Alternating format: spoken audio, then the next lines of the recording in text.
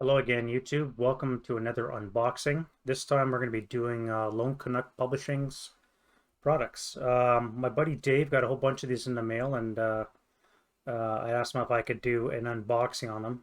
This are belong to him. I don't own these, but we'll no doubt be playing through them. So, what do we got? We've got the Canadian pack, which we'll be going through in order.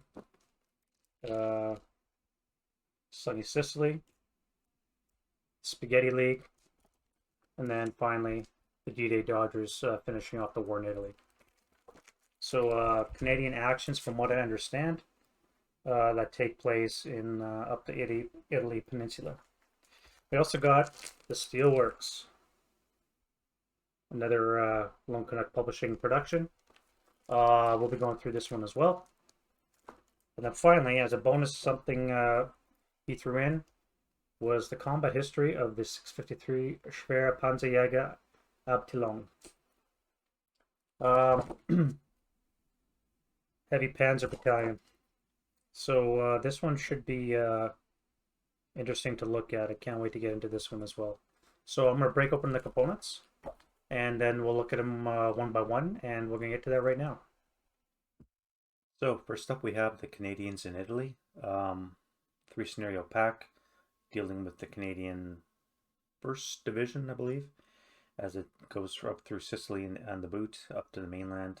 From July 43 all the way up to I believe it's February 45 is the last scenario in this one. So the first one up is the Red Patch Devils in Southern Sicily. Deals with the first 2 months of the Italian campaign. On the back of every cover sheet is this summary information. So a little worried about the clip art that they used. Information for miniature players. I guess you could replicate this using probably not 28 millimeter, maybe 28 millimeter. Don't know. I haven't played miniatures in a while, so I couldn't tell you. Then we go on to information about the scenario proper. In this case, we have the designer, background, and layout is all done by George Kelln, the producer of the publisher, excuse me, of Lone Canuck Publishing.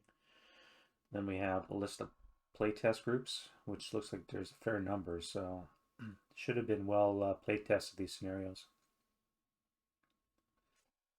All right. First up, we got Monty's Big Left Hook, scenario number 1. 2 boards. It uses the Heat of Battle board number 2, which I don't have, so I'll have to look into getting those. Counter mix.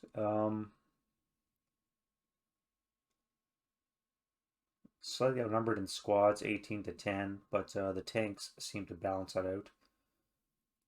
Mind you, there's only 4 Mark IIIs up against 5 Shermans, so I think the Hastings and Prince Edward Regiment will be outnumbering the Germans in this one. 8 turns. Oh, and the Canadians also get carrier crews with their carriers, so they get an extra 1.5 squads. Yeah, they're really outnumbering the Germans.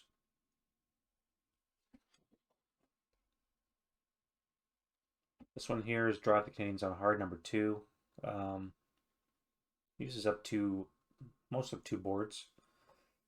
Again, counter mix. The Canadians way outnumber the Germans. The Germans do have a pack 38 and OBA, so that might help against the onslaught. But the Canadians get 10 elite squads, 4 Shermans, and then later on they get 2 priests rolling in on turn 5 for some self-propelled gun action. Canadians also receive OBA as well. I think it's going to be a tough one for the Germans to try and eke out a win.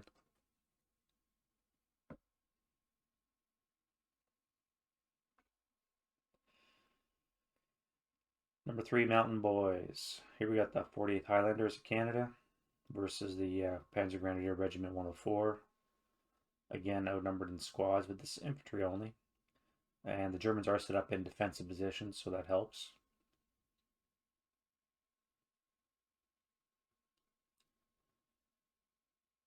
Oh, I see. So this one is good. So Germans move uh, last in turn 5, and then the Canadians have a turn 6. But according to the VC, the Canadians win if there's no unbroken German MMC within 2 hexes of, I assume that's a building, and the Germans are allowed to set up 1 squad hip.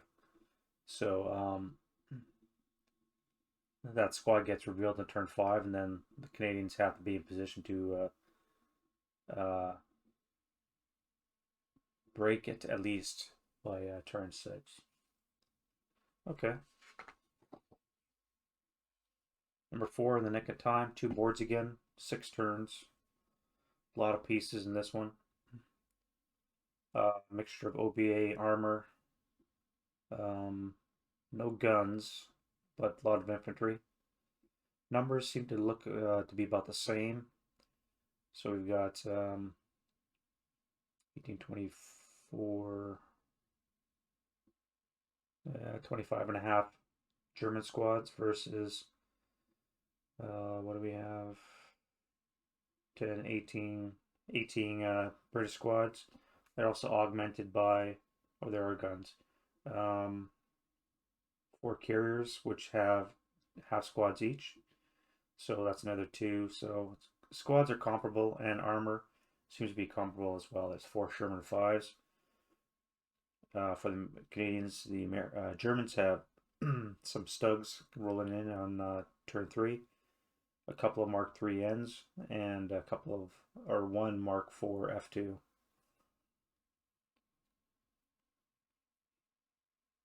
This looks like a good one. I think we'll be playing this one.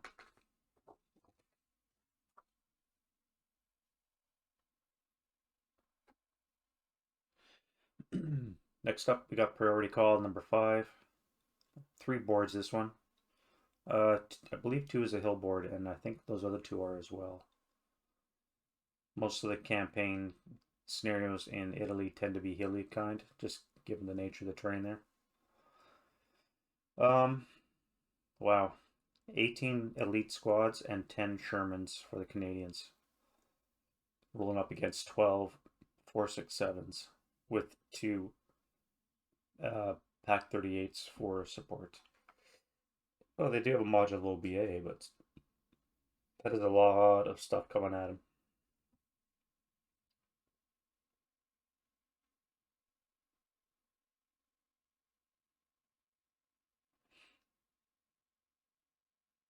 You can see a lot of armored assault being used to get across that road intersection.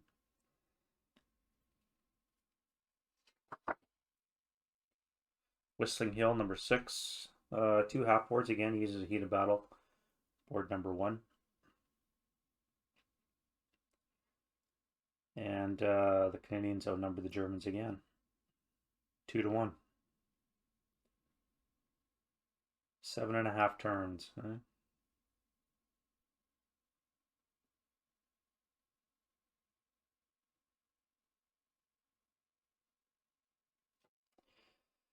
Yeah.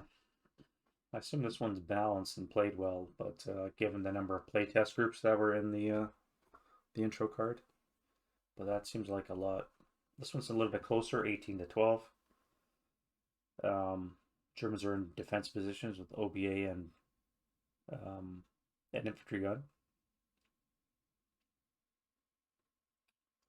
The Loyal Eddies there are rolling in with 18 squads, and looks like they get OBA as well.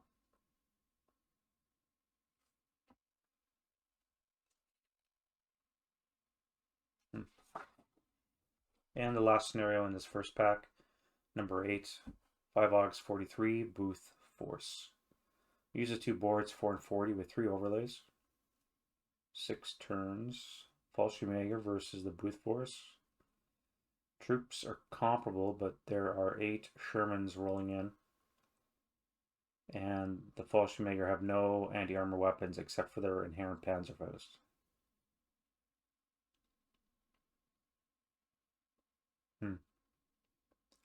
So it looks like it might be hard for the Germans.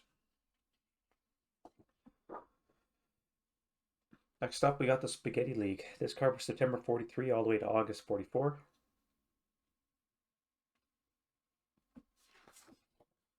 So on the back we have the same information, a different list of playtesters.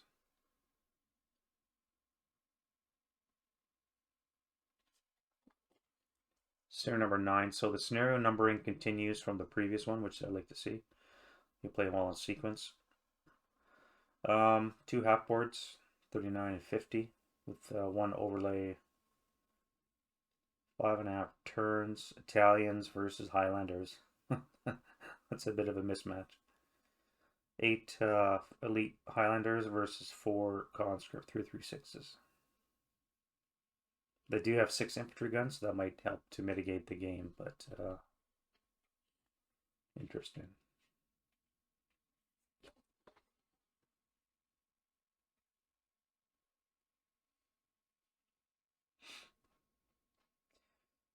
Number 10, we have 2 half boards, 6.5 turns. Again, this is Italians versus the Loyalettes. Slate of numbering of troops, but that's to be expected going on the attack. Canadians have to amass 20 victory points.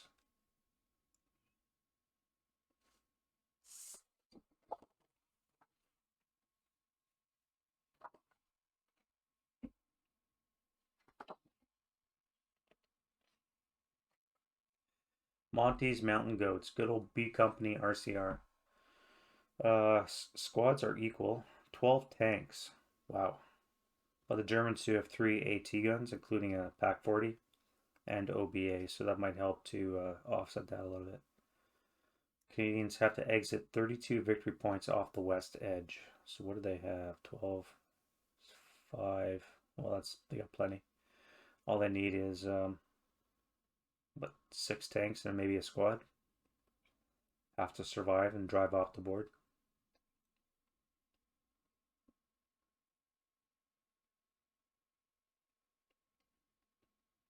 All right.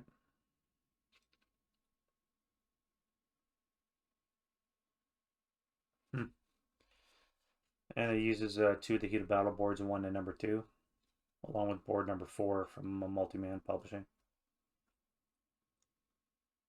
I really got to get those heated battle boards.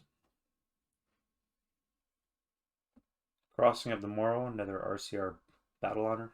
This one's dealing with Patricius, however. Squads are comparable again. 8 tanks for the Canadians versus 5 Mark 4 F2s and 4 H's. This is like a nice balanced one. 2 boards with 4 overlays.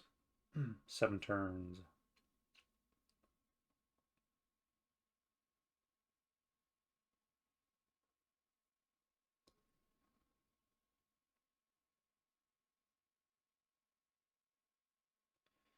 So the Germans win if there are no good order Canadian MMCs or any mobile tanks north of the river.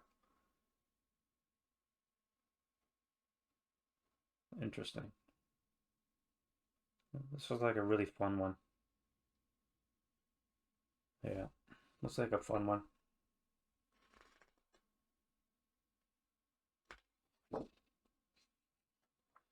Stirling Castle, Lieutenant Stirling. A good old faithful royal. This is A Company, Royal Canadian Regiment.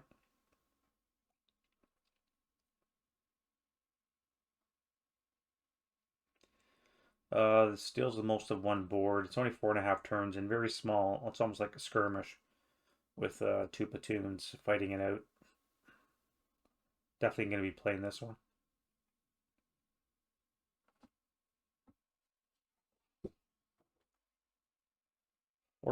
Shooting day, 2 shooting days till Christmas, December 43. 2 half boards, again a heated battle, board number 1.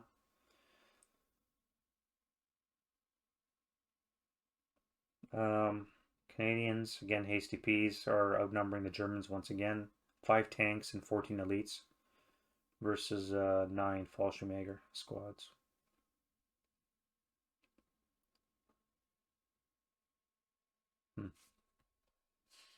I think I'm going to try this one too. Sweet Revenge, number 15. So we've got 2 pillboxes, a lot of defensive fortifications, and 4 5 or 8 squads. Now the Canadians get a pregame bombardment, so that's going to help soften that up a little bit, provided the dice rolls are on target. And 8 elite Canadian squads are coming in.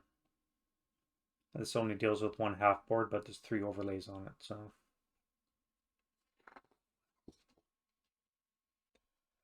Next up, number 16, Honor and Glory. Uses another heated battle board, number 1.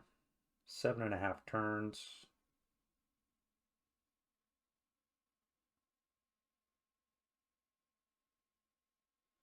$21 squads versus 12 Fallschirmjäger with 6 tanks in support.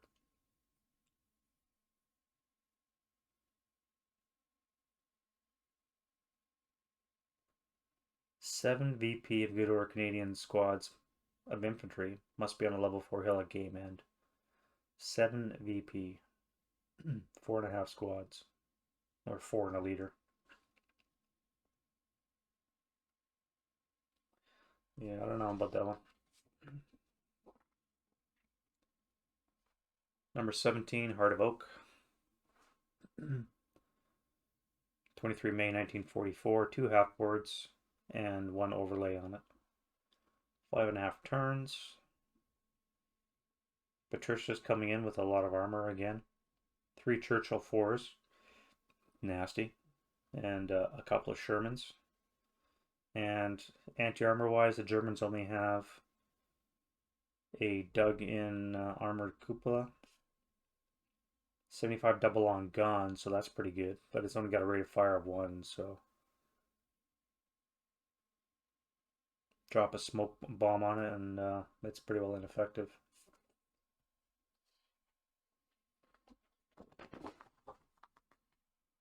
Here we are, the Road to Rome, 3 boards. This one looks very doable as well.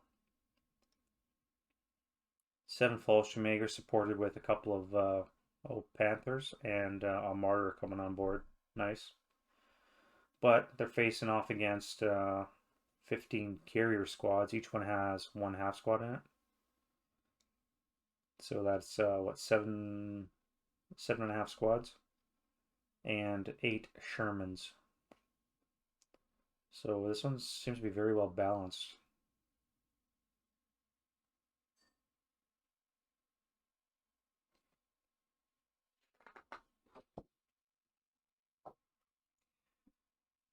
And here's the last 2 scenarios. Number 19, Glorious Summer Day, 2 boards, 3 overlays, 6 turns, 12 Shermans versus 3 squads and a lot of armor on the German side.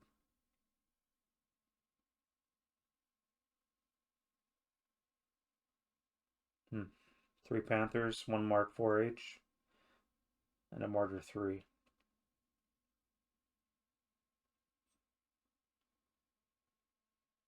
This one looks like it might be fun.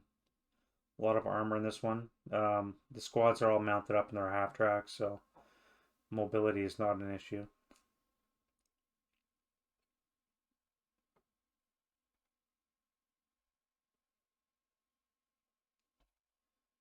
Wow. 2 opposing forces, 1 enters from the southwest and 1 enters from the northeast.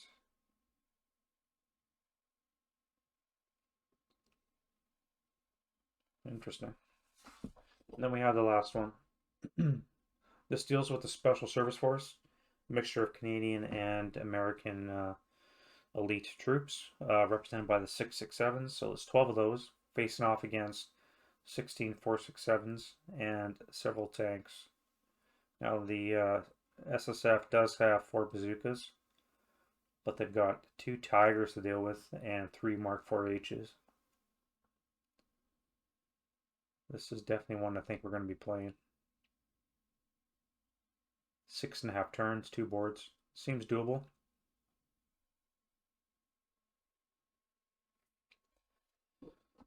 Alright, which brings us to the last one. The D-Day Dodgers, August 44 to February 1945. It was a name that was picked up by the 1st Division because the 2nd is the one that went into it, D-Day. So just the troops razzing each other as they do. We have the same information on the back of the cover. Looks to be the same sets of playtesters as the second module we looked at.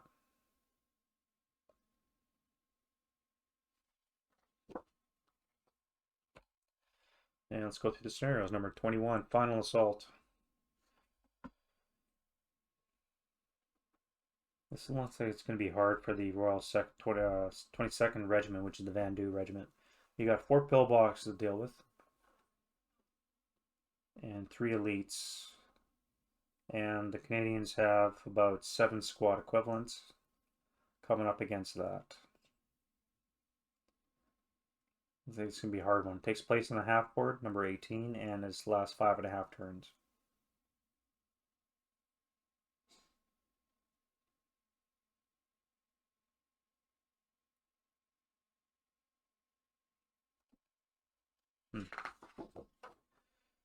Number 22, Whiskey. Well, at least it's Canadian.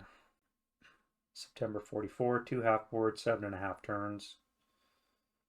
Again, we got pillboxes. 8 pillbox singular, and you got 7 Shermans on the Canadian side. And not surprisingly, the Canadians outnumber the Germans. Yeah, I don't think we're doing this one.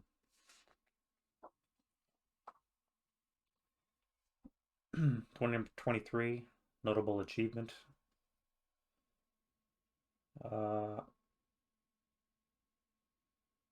There's overlay 6. I'm not sure what that one is. Germans can fortify 6 building locations. And you have 5 Fallschirmjäger squads versus 8 elite Nova Scotia regiment and 2 Shermans rolling in. Looks like balanced. This one I think will play. Not in Vain, number 24. 2 half boards, 3 overlays, 6 turns. Vastly outnumbered Germans. So we got 12 elite Patricias coming in with 6 Shermans up against 7 Fallschirmjäger. Well, they do have 2 Pack 40s, so that's good. And they do have a module of OBA, so that's good as well. Might help thin the ranks as they go.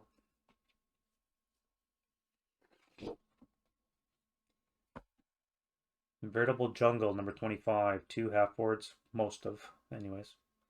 6.5 turns. This one looks to be balanced again. The Germans have 1 Shrek and a module of OBA versus 3 Shermans and 11 4.57s. I think we're going to do this one too.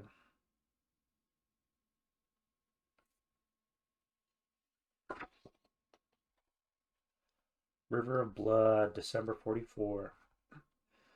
2 half boards, 6.5 turns. RCRs again versus the Jaeger Division 114. Supported by 3 Stews. This time the Canadians are outnumbered, Germans are on the offensive. I guess that makes sense.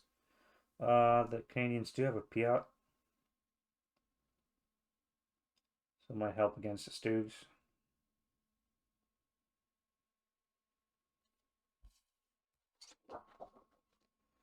And we're down to number 27. Help is on the way. Hold on. 2 boards, most of them anyways, and 3 overlays with 7 turns.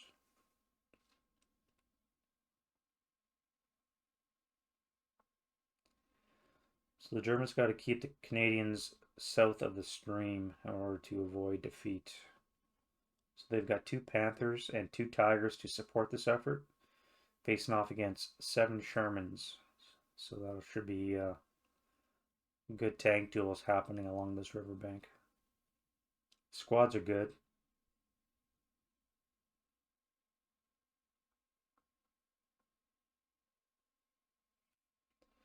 Not sure what the board configuration looks like, but looks like it's doable.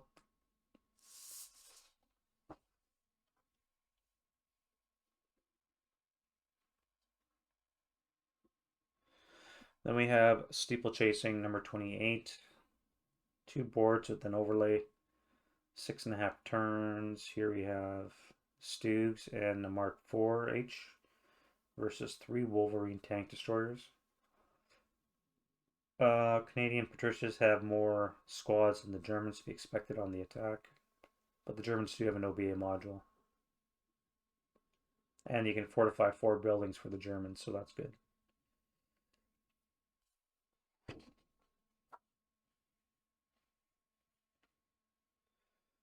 And then we have the last 2 scenarios. Number 29, Distinguished Service, December 44. Looks fairly balanced in terms of equal dispositions. We've got 2 Mark IV-H's with anti-air guns and 2 without for the Germans versus 3 Sherman variants for the Canadians. Troops are pretty close. I think we'll do this one too. And lastly, we have the Mighty Maroon Machine, number 30, to January 1945, so snow will be in effect, probably. Well, it is Italy, so maybe not. No, it doesn't say snow is in effect. Okay.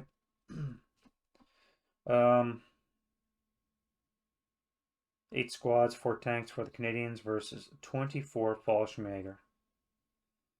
Wow.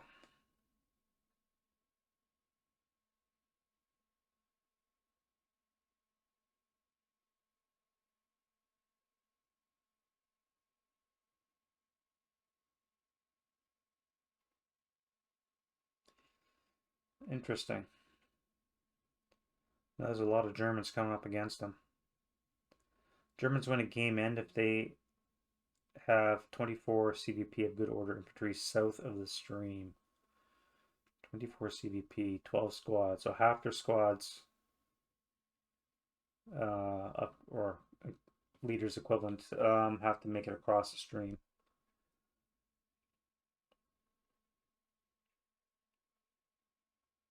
And they don't use the underlined morale.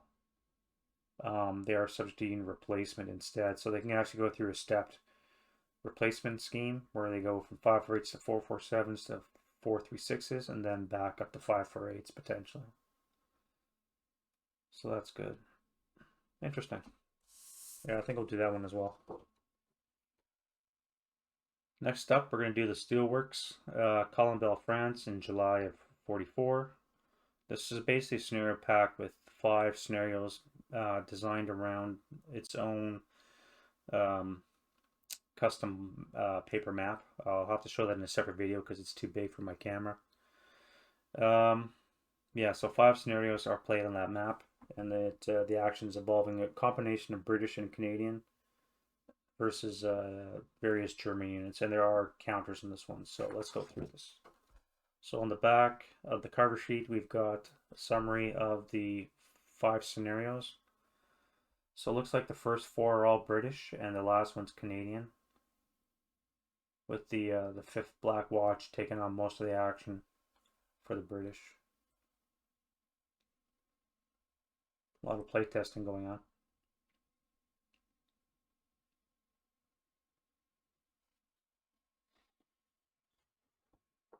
All right, first up, we have a couple pages of history. So this is going to be very interesting reading. I love this kind of stuff.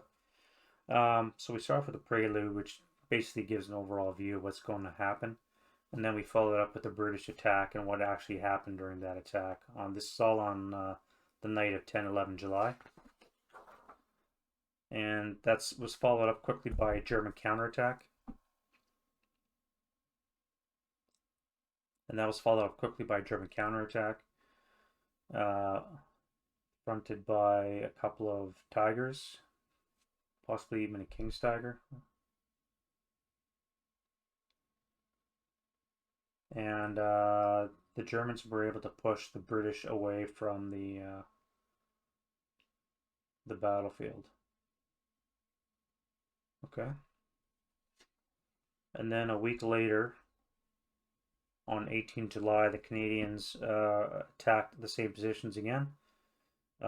Luckily for them, at this point, the Tigers had bailed out. And they were able to successfully capture the their objectives.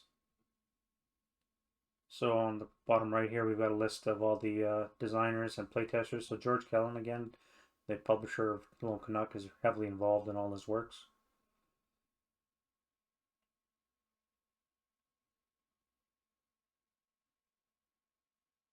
A large group of playtesters, I'd like to see that.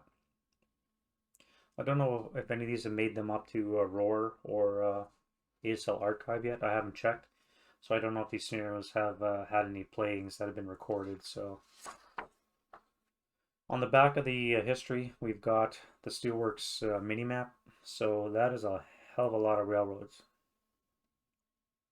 How does a railroad engineer even begin to keep track of what's going on what rail? So it looks like the center is dominated by a factory complex. You can see we've got several smokestacks. One, two, just the two. Just two smokestacks. Okay. I don't think much action is going to be happening on the left side of the map. If I understand correctly, the Germans are going to be setting up in this area and Canadians come from the northeast. It looks like plowed fields and grain, and with a lot of hedges in the way. There's really a lot of block lines of sight. I mean, this is open area right here in the center, north of the factory complex, but besides that, you've got out of season orchards, basically, after their canopy's been burnt off. Walls, buildings, and the like. Debris, a lot of debris on this map. It's going to be interesting fighting. So it'll be good to see a couple playthroughs posted on this. Hopefully I can find a couple before we tackle this.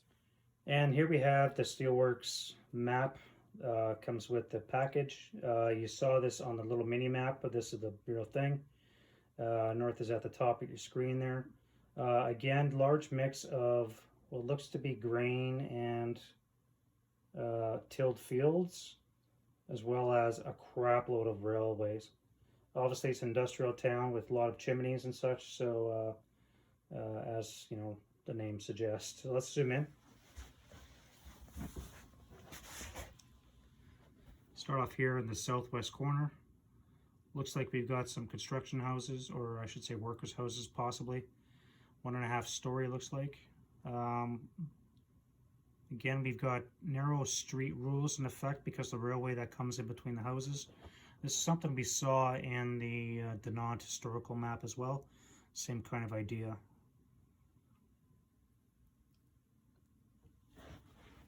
Large central factory-like building with one of the large chimneys as well. Here's a locomotive depot. We're going to do our repairs. That was a crazy amount of railways. And then on the bottom right, looks like we've got a lot of tilled fields, plowed fields, and grain. In the center, we've got a large factory building. A couple of row houses. Look, again, we've got the narrow street rules that follow the hex spines. A lot of debris, roofless buildings. And this one as well.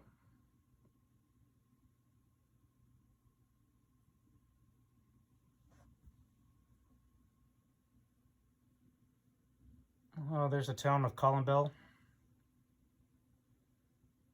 where all the workers and families live that worked in the plants, no doubt.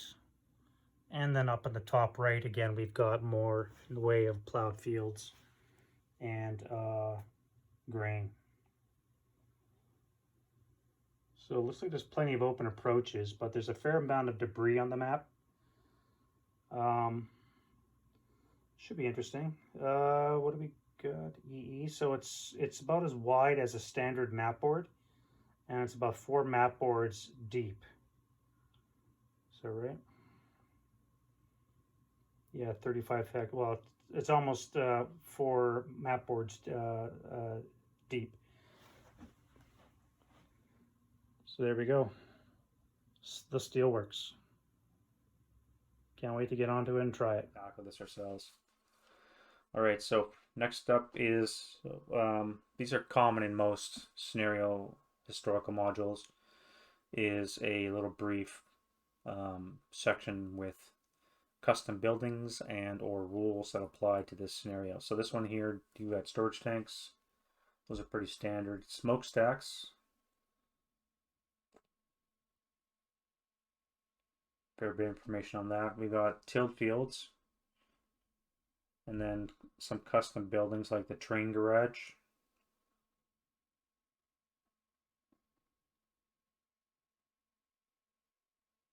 So it's a factory building. Okay.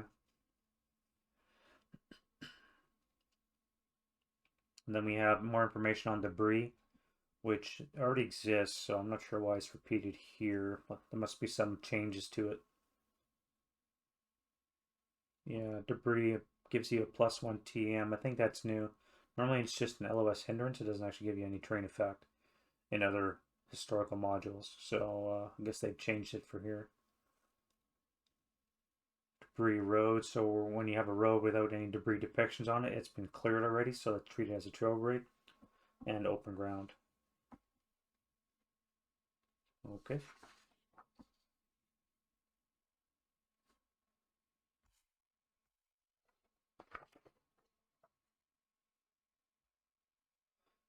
We've got printed rubble.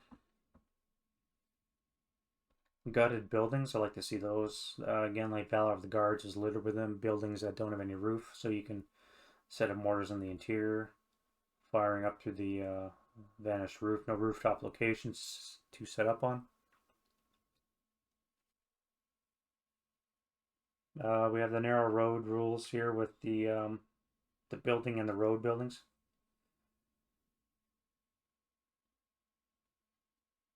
We have the narrow street rules here when you have roads adjacent to buildings on the same hex. We have buildings that straddle hex sides, so there's no snapshots. And here's our burnt out orchards symbols. A lot of those orchards were visible on the mini map. Again, we'll do a separate fly through of the actual map itself to show off more of the details.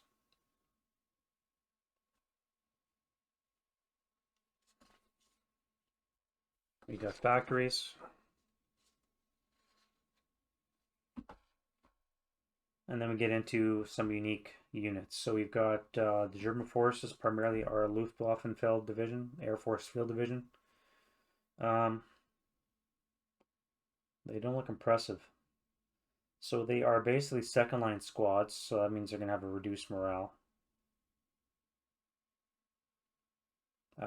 Two flavors, so we have the 447 and their half squad. And then we have the Fusilier Battalion, which is 547s and their accompanying half squad.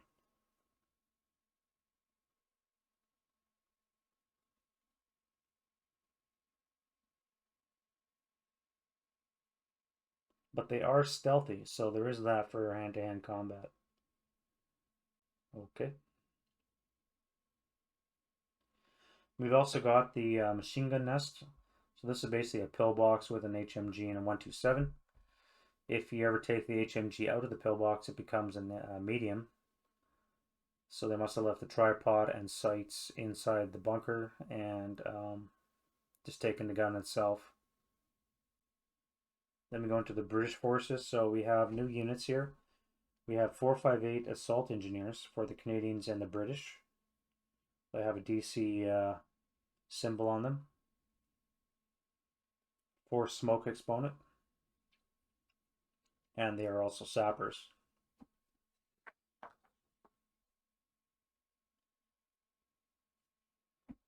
Pipers. This game has pipers. Well done. So a piper is much like a hero, except it doesn't increase your shooting power. It gives your morale a boost of 1. So it's kind of like a commissar in that respect.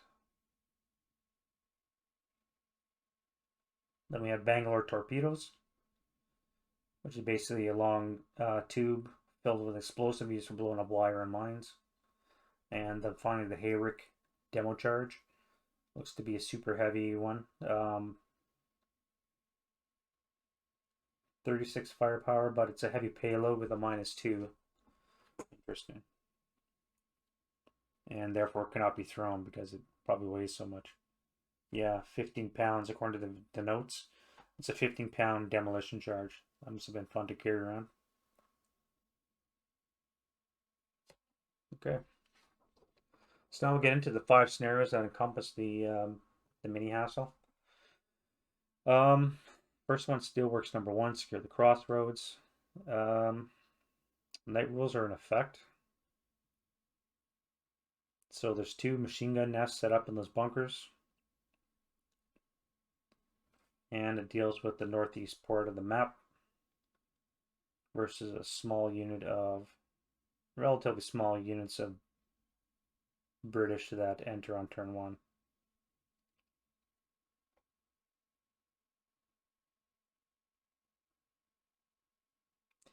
This one looks like it's fun. We've got Hunt the Hun. This one's daylight is turn to dawn, so we have low light hindrance modifiers.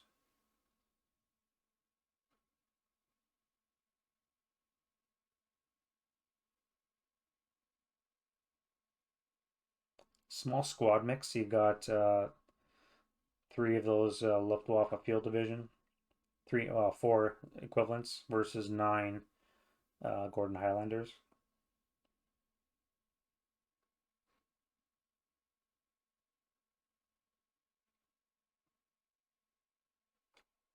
Interesting. I think we'll be playing that one too. Then we have Steelworks number 3, Tiger Attack. 11 July 44, again, northeast part of the map. The dawn, low visibility hindrance is in effect.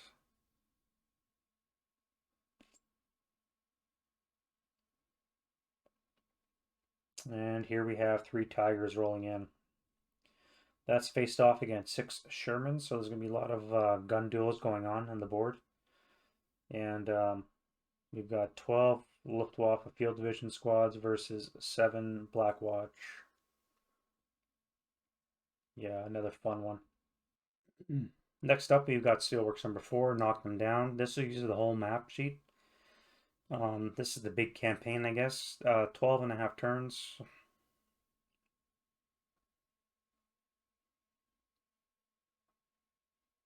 Or I guess that's 11.5. I'm not sure. Game ends on turn 12.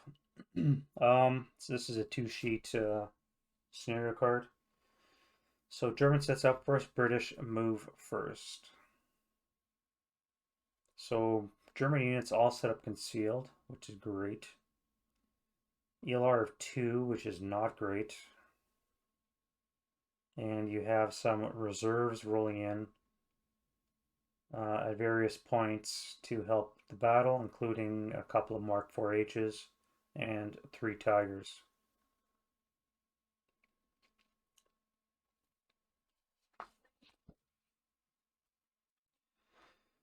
And this is the British order of battle, so it's a mixture of tanks, guns, and infantry with some assault engineers thrown in.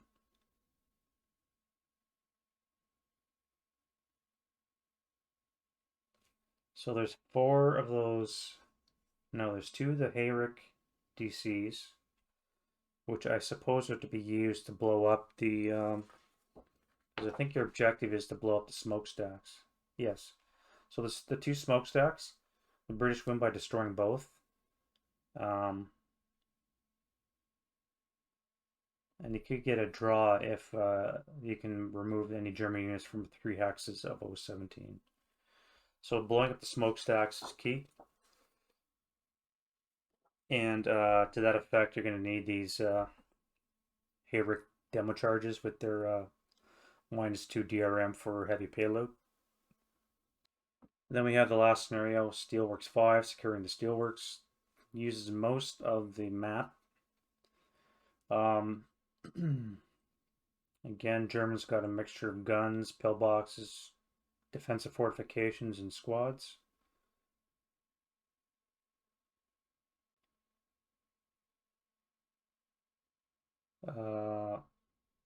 Canadians win by controlling all stone buildings within 3 hexes of 017, excuse me.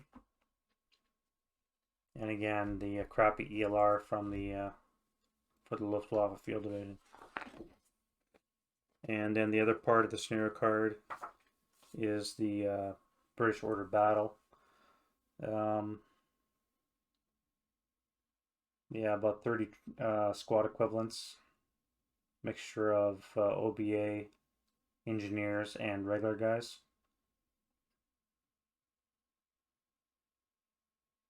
Cool. And then lastly, we'll look at the Steelworks counter sheet that comes with the game. So the first half is all your Luftwaffe Field Division. So we got the 2 sets of squads, 447s, 547s, all second line again. With their accompanying half squads. They do have the lower morale on the back. Yeah, I'm not sure about those guys.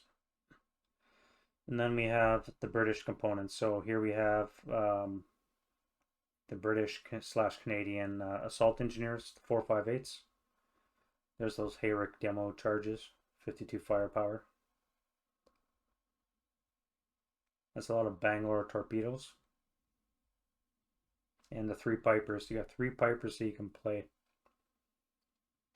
Cool. And lastly, we're going to be looking at the prize pack that was included in the purchase order. My buddy Dave apparently was waiting a while for his package to arrive, and George kindly threw this in as a gratuity. Thank you very much, George.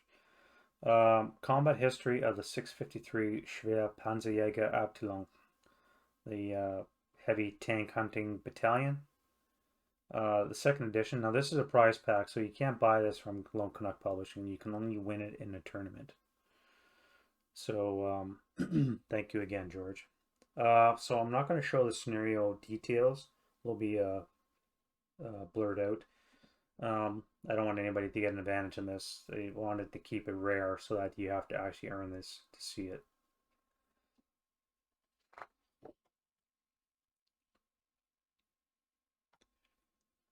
So on the back of the cover sheet, we have a brief history of what happened with the unit right from its inception in November of 1940 through Kursk when they received the Jagd Tigers.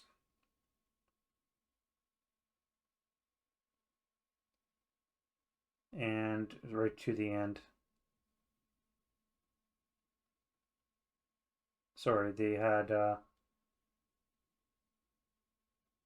Panthers and Tigers and the Ferdinand issued during Kursk, and then later on the Northwestern Europe part of the campaign in the fall of 44 they got issued with the Jag Tiger. So this scenario pack consists of 6 revised scenarios and 1 new scenario, making it the second edition. Okay, so now let's look at briefly summarize the scenarios for you. So something common to all these 5 scenarios, 7 scenarios, is that they all include variable attachments that you roll for randomly. So you don't know what you're going to get to start off with, and nor does your opponent, which is really good. It adds a little bit of replayability to the scenario. I suppose you could just agree to pick the battles, pick your attachments to try out different variations, but it makes for an interesting play style, I think. They do use, most of the scenarios do use heated battle boards, so you have to have those if you want to play them. So we'll go through the first one here, December 41. This is in the Crimea. Scenario A, all-out effort. So we've got a mixture of guns, defensive fortifications, including pillboxes, and units for the Soviets. And the Germans also have a mixture of guns, tanks, potentially aircraft, depending how you roll, along with some assault 548s and your normal squads as well. And most of these scenarios also have lengthy SSRs. Next up, scenario B, Sappers Forward, uses most of 2 map boards. Again, another mixture of a lot of defensive fortifications and guns for the Soviets. Not too much in the way of squads, but there's a lot of guns. Wow, so you have 7, 12 pillboxes. In Sappers Forward, the other side of the scenario card, you have the German order of battle. So again, a mixture of everything, including air support, OBA, and not that many squads. So it's a relatively small scenario, but there's a lot of different pieces in this one. And again, you have the lengthy list of SSRs. Next up, scenario C, we're back to Kursk. Ponry, Russia, 9 July of 1943, uses up 3 map boards with 5 overlays, including what looks to be an angled railway. Again, another large mixture of different types, which I really like to see. So it lets you use everything in the book pretty well. Guns, defensive fortifications, you've got engineers and sappers, pillboxes, and again, not much in the way of squads. The Germans, for their part, get the Jagdtiger. Potentially more depending on how you roll for your attachments. You've got engineers and 548 Panzer Grenadiers.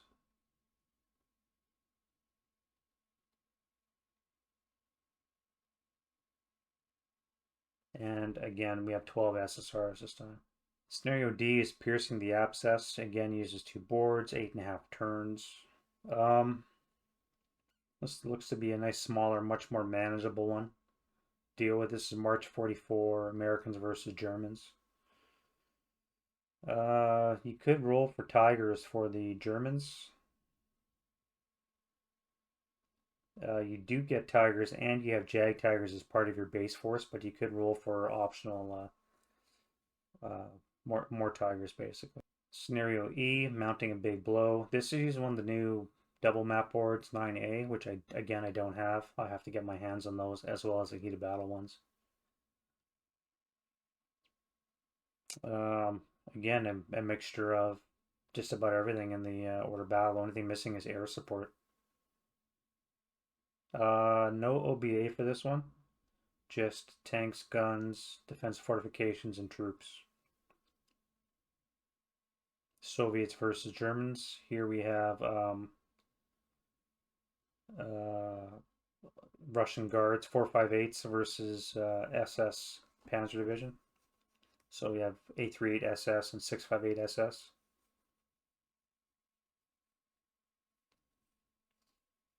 With at least 3 Panzer Jagdtigers. Potentially more depending how you roll for your attachments.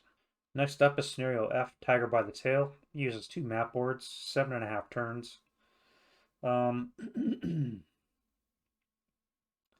So the Germans get 3 Jagdpanzer 4s with a couple of flak guns. Not a lot of squads in this. The Americans get a crap load of Sherman variants. At least 5, 8, 9. At least 9 different variants, with potentially more depending on which group you roll for attachments. Which I guess makes sense. You got the Jagdpanzer 4s with their, or 6s, sorry, Jagdpanzer 6s with their 26 frontal armor. They're going to be hard ones to take down. You definitely have to do a flanking maneuver with the American tanks, I would. And lastly, we have a Fiery North Wind. This is a 2-board scenario, 8.5 turns. Again, Americans versus Germans. We have SS versus the 71st Regiment, 44th Infantry. Mixture of OBA, tanks, guns. Excuse me, no guns. But tanks, yes. Tons of tanks. Jagdpanzer 6s and Jagdpanzer 38Ts for the Germans. Americans get Shermans, and they also get the M36 GMC. I think that's the Wildcat, but I'm not sure.